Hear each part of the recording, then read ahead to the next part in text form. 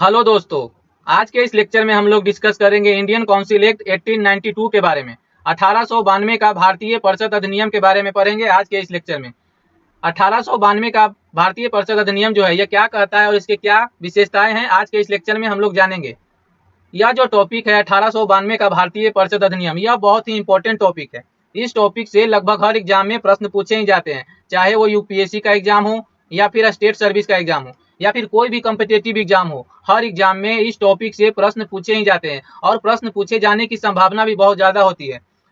तो आज का जो हमारा लेक्चर है वह है इंडियन काउंसिल एक्ट 1892, भारतीय परिषद अधिनियम 1892। तो चलिए डिस्कशन स्टार्ट करते हैं। सबसे पहले हम लोग समझते हैं बैकग्राउंड के बारे में। बैकग्राउंड को हम अच्छे से समझ लेते हैं ताकि हमें आगे समझने में आसानी होगी।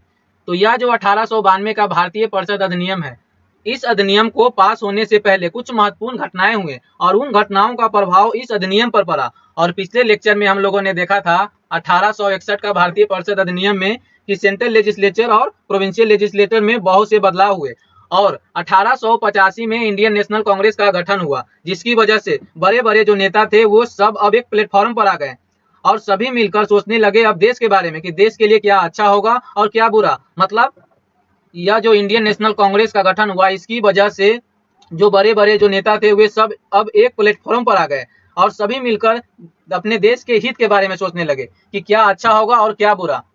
इंडियन नेशनल कांग्रेस का कहना था कि 1861 का जो भारतीय परिषद अधिनियम था, इसमें जो बदलाव किए गए वो पर्याप्त नहीं थे। मतलब 1861 में जो भी हम लोगों ने बदलाव देखा वो पर्याप्त नहीं थे। इंडियन नेशनल कांग्रेस का यह कहना था।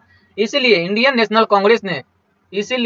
नेशनल कांग्रेस ने ब्रिटिश अथॉरिटी के सामने लेजिस्लेचर से संबंधित बदलाव का डिमांड रखा। मतलब इंडियन नेशनल कांग्रेस ने ब्रिटिश अथॉरिटी के सामने लेजिस्लेचर से संबंधित बदलाव का डिमांड रखा और इंडियन नेशनल कांग्रेस ने जो डिमांड रखा वो यह था कि वो इंडियन सिविल सर्विस का जो एग्जाम होता था वो इंग्लैंड के साथ साथ अब इंडिया में भी होना चाहिए। और क्या डिमांड था? और यह था कि एडिशनल मेंबर को नॉमिनेट होकर नहीं, इलेक्ट होकर आना चाहिए और मिलिट्री एक्सपेंडिचर को कम किया जाना चाहिए और एडिशनल मेंबर की संख्या को बढ़ाना चाहिए, जो हम लोग आगे डिस्कस करेंगे। और सेंट्रल लेजिस्लेचर में डिस्कशन अलाउ होना चाहिए, मतलब फाइनेंशियल मैटर पर डिस्कशन होना चाहिए, ये भी हम लोग आगे डिस्कस करेंगे। और इंडियन गवर्नमेंट का जो कंट्रोल है वो अभी भी सेक्रेटरी ऑफ स्टेट के पास है। सेक्रेटरी ऑफ स्टेट मतलब इंडियन गवर्नमेंट का जो कंट्रोल है वो अभी भी सेक्रेटरी ऑफ स्टेट के पास ही है। मतलब ये सेक्रेटरी ऑफ स्टेट जो है वो ब्रिटेन में रहते थे, लेकिन वो इंडियन एडमिनिस्ट्रेशन को कंट्रोल करते थे। किसकी मदद से? वायसराय की मदद से।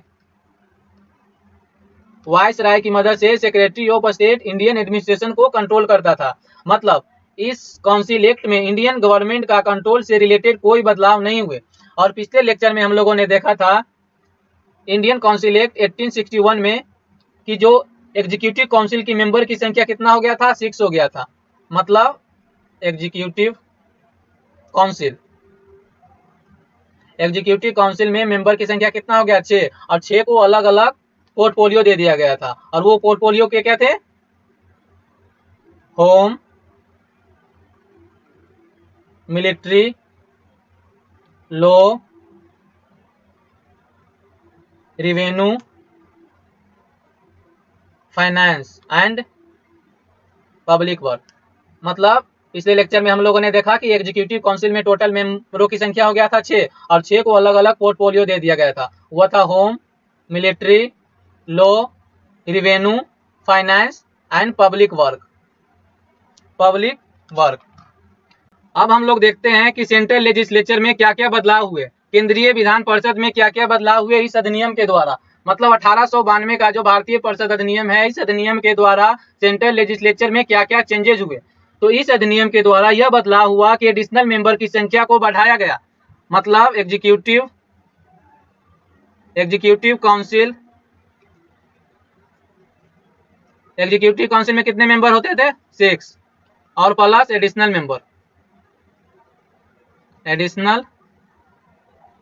मेंबर। पिछले लेक्चर में हम लोगों ने पढ़ा था 1861 के भारतीय परिषद अधिनियम में कि जो एडिशनल मेंबर थे उनकी संख्या होती थी 6 से लेकर 12 तक। मतलब कम से कम 6 और ज्यादा से ज्यादा 12। लेकिन इस अधिनियम के द्वारा एडिशनल मेंबर की संख्या को बढ़ा दिया गया मतलब यहाँ पर कम से कम 10 और ज़्यादा से ज़्यादा 16 हो सकते हैं। मतलब कम से कम 10 और ज़्यादा से ज़्यादा 16। और ये जो एडिशनल मेंबर होते हैं ये दो होते थे, एक ऑफिशियल और एक non official. Non official, official में 6 आते थे और नॉन ऑफिशियल जो थे इसमें 10 आते थे। और 10 में से 5 जो होते नॉमिनेट होकर आते थे वायसराय ऑफ इंडिया के द्वारा आते थे, और 5 में से 4 जो थे वो नॉमिनेट होकर आते थे Bengal, Madras, Bombay, north west frontier province के प्रोविंशियल असेंबली से आते थे। मतलब बंगाल, मद्रास, बम्बई और नॉर्थ वेस्ट फ्रंटियर प्रोविंस के जो नेशनल असेंबली थे वहां से नॉमिनेट होकर आते थे 4, और एक मेंबर जो थे वो नॉमिनेट होकर आते थे कलकत्ता के चैम्बर ऑफ कॉमर्स से। कलकत्ता के जो चैम्बर ऑफ कॉमर्स थे, चैम्बर ऑफ कॉमर्स से एक मेंबर नॉमिनेट होकर आते थे। और तो इस तरह हम लोग क्या देख रहे हैं कि जो एग्जीक्यूटिव काउंसिल है, एग्जीक्यूटिव काउंसिल में मेंबरों की संख्या कितनी थी? 6। और जो एडिशनल मेंबर है उसकी मेंबरों की संख्या को बढ़ाकर कर दिया गया 10 से 16 के बीच कर दिया गया। मतलब अब एडिशनल मेंबर में कम से कम 10 और ज्यादा से ज्यादा 16 मेंबर हो सकते थे। और एडिशनल मेंबर में दो होते थे, एक ऑफिशियल और एक नॉन ऑफिशियल। मतलब एक सरकारी और एक गैर सरकारी। ऑफिशियल में 6 मेंबर आते थे और नॉन ऑफिशियल में 10 मेंबर आते थे। और ये जो 10 मेंबर होते थे, 10 में से 5 जो थे वो नॉमिनेट होकर आते थे वायसराय ऑफ इंडिया के द्वारा, और 4 जो थे नॉमिनेट होकर आते थे बंगाल, मद्रास, बम्बई और नॉर्थ वेस्ट फ्रंटियर प्रोविंस के प्रोविंशियल असेंबली से आते थे। प्रोविंशियल असेंबली से नॉमिनेट होकर आते थे ये 4 मेंबर, और एक मेंबर जो थे वो नॉमिनेट होकर आते थे कलकत्ता के चैम्बर ऑफ कॉमर्स से नॉमिनेट आते। तो यहाँ पर हम लोग देख रहे हैं मतलब कि हमें यह पता चलता है कि 1892 के इस अधिनियम के द्वारा भी मेंबर नॉमिनेट होकर ही आते हैं, कोई इलेक्ट होकर नहीं आते हैं। अब मेजोरिटी की बात करते हैं, तो मेजोरिटी जो है ऐसे देखा जाता है कि नॉन ऑफिशियल की होती है, लेकिन ऐसा कहा गया कि ऑफिशियल और एग्जीक्यूटिव के सदस्यों की संख्या को मिला दिया जाए तो वो नॉन ऑफिशियल से ज्यादा होते थे, तो इसीलिए यहाँ पर मेजोरिटी फीस ऑफिशियल के पास ही होता है। अब चलते हैं हम लोग नेक्स्ट स्लाइड पे। नेक्स्ट पॉइंट यह कहता है कि 1892 का भारतीय परिषद अधिनियम के द्वारा परिषद के सदस्यों को वार्षिक वित्तीय विवरण अर्थात बजट पर बहस करने का अधिकार प्रदान किया गया। मतलब कि परिषद के सदस्यों को कुछ अधिकार मिले वार्षिक बजट पर वाद विवाद करने का, इससे संबंधित प्रश्न पूछे जाने का, परंतु मत विभाजन का अधिकार नहीं दिया गया था। जो एडिशनल मेंबर थे उनको बजट से संबंधित विशेष अधिकार था, किंतु वो पूरक प्रश्न नहीं पूछे सकते थे। मतलब कि जो एडिशनल मेंबर थे, जो एडिशनल मेंबर थे वो क्वेश्चन कर सकते थे एग्जीक्यूटिव से, लेकिन इसमें एक प्रावधान था कि ये क्वेश्चन कर सकते थे लेकिन इनके दिए गए जवाब पर क्वेश्चन नहीं कर सकते थे, ये इसमें प्रावधान दिया गया था। मतलब यह हुआ कि एडिशनल मेंबर उनके दिए गए जवाब पर सवाल नहीं कर सकते थे। अब चलते हैं हम लोग नेक्स्ट स्लाइड के ऊपर। अब हम लोग देखते हैं प्रोविंशियल लेजिस्लेचर से संबंधित क्या क्या चेंजेज हुए, प्रांतीय विधान परिषद में क्या क्या बदलाव हुए। 1892 के इस अधिनियम के द्वारा प्रोविंशियल लेजिस्लेचर में क्या क्या चेंजेज किए गए। मतलब हर प्रोविंस की प्रोविंशियल लेजिस्लेचर में जो एडिशनल मेंबर थे उसकी संख्या बढ़ा दी गई, और प्रोविंशियल लेजिस्लेचर के जो एडिशनल मेंबर थे उन्हें इलेक्ट किया जाता था। मतलब जितने भी प्रोविंस थे उसकी प्रोविंशियल लेजिस्लेचर में जो भी एडिशनल मेंबर थे, मतलब जो एडिशनल मेंबर थे उनकी संख्या को बढ़ा दिया गया। एडिशनल मेंबर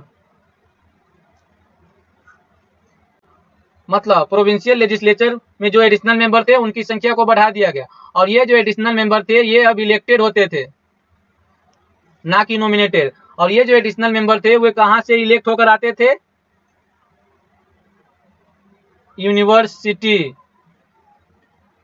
यूनिवर्सिटी से डिस्ट्रिक्ट बोर्ड,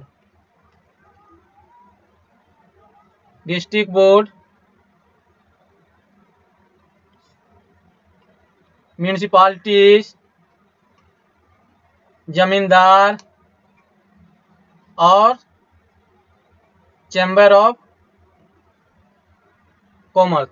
मतलब यह कि प्रोविंशियल लेजिस्लेचर के जो एडिशनल मेंबर थे उन्हें इलेक्ट किया जाता था और वे इलेक्ट होते थे यूनिवर्सिटी से, डिस्ट्रिक्ट बोर्ड से, म्यूनिसिपालिटी से, जमींदार और चैम्बर ऑफ कॉमर्स से इलेक्ट होकर आते थे। ये जो एडिशनल मेंबर थे, प्रोविंशियल लेजिस्लेचर के जो एडिशनल मेंबर थे वे, मतलब यहाँ पर इंडियन काउंसिल एक्ट 1892 के द्वारा एक रिप्रेजेंटेशन के प्रिंसिपल को लागू किया गया।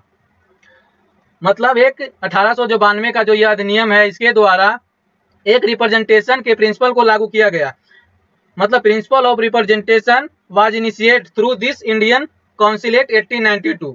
मतलब अलग अलग संस्थानों से लोग इलेक्ट होकर प्रोविंशियल असेंबली में पहुंच रहे थे। यह नई शुरुआत थी और यह प्रोविंशियल लेजिस्लेचर में बहुत बड़ा बदलाव था।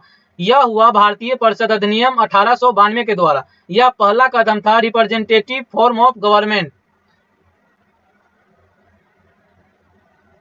Representative form of government. मतलब 1892 का जो यह अधिनियम है, इस अधिनियम के द्वारा निर्वाचन पद्धति का प्रारंभ हुआ। मतलब यह कि इस अधिनियम ने केंद्रीय और प्रांतीय विधान परिषदों में गैर सरकारी, मतलब नॉन ऑफिशियल की बात कर रहे हैं, सदस्यों की नियुक्ति के लिए एक सीमित और परोक्ष रूप से चुनाव का प्रावधान किया गया। हालांकि चुनाव शब्द का इस अधिनियम में प्रयोग नहीं हुआ था। इसे निश्चित निकाय की सिफारिश पर की जाने वाली नामांकन की प्रक्रिया कहा गया। इस यहाँ पर एक पॉइंट है जो जिससे एग्जाम में प्रश्न बहुत बनते हैं, वो यह है कि किस अधिनियम के तहत निर्वाचन पद्धति का प्रारंभ किया गया। इंडियन काउंसिल एक्ट 1892 के द्वारा, इंडियन काउंसिल एक्ट 1892 के द्वारा एक रिप्रेजेंटेशन के प्रिंसिपल को लागू कर दिया गया। मतलब principle of representation was initiated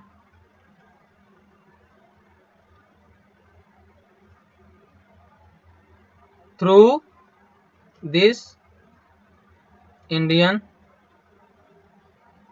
council act 1892।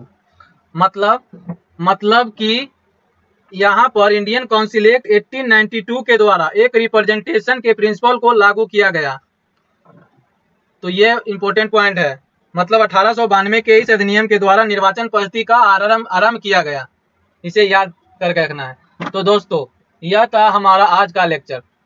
तो आपको यह लेक्चर कैसा लगा जरूर आप हमें कमेंट करके बताएं। अगर आपको यह लेक्चर पसंद आया है, अच्छा लगे, तो जरूर आप लोग हमें लाइक, शेयर और सब्सक्राइब करें। मिलते हैं अगले वीडियो में, तब तक के लिए धन्यवाद।